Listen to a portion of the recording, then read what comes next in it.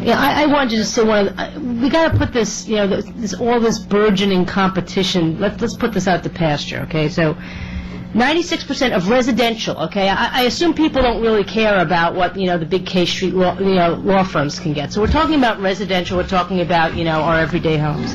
96% of residential broadband are either DSL or cable modem. So we've gone from a monopoly situation to a duopoly situation. 0.5% of residential is delivered by satellite. 2.5% by mobile wireless. Fixed wireless, 0.5%.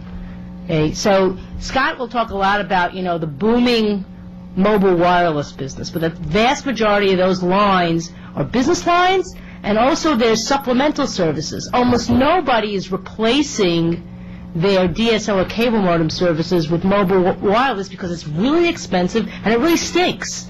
I mean, most of those services are 200 kilobits per second, which is slow, for those of you that don't know, only one way. So it's really, it's apples to oranges. And let's talk about the wireless market for a minute, because my friend and colleague, Tim Wu, did write a terrific paper, the New America Foundation put it out, about how the wireless industry basically doesn't allow you to take your phone from one service to the next. So I've got my Verizon CDMA Trio, $400 brick. I don't recommend anybody buy it.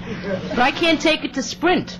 All right? I'm not allowed. They disable, and I say they, I'm not talking about Verizon, I'm talking about the wireless companies generally. They disable functionalities like the minute timer, so you don't know how many minutes you've been using this month, or Bluetooth capability, or Wi-Fi capability.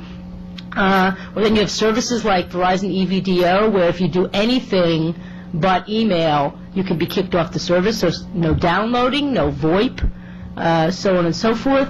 And also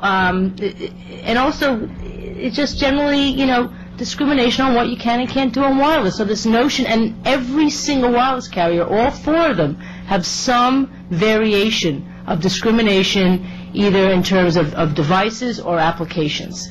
So the notion that the wireless services are this panacea is just nonsense. And it also kind of gives a little bit of lie to the notion that when we have enough competition, which I don't know if we're going to see in our lifetimes, that that's really actually going to be enough to not have some sort of non-discrimination requirement.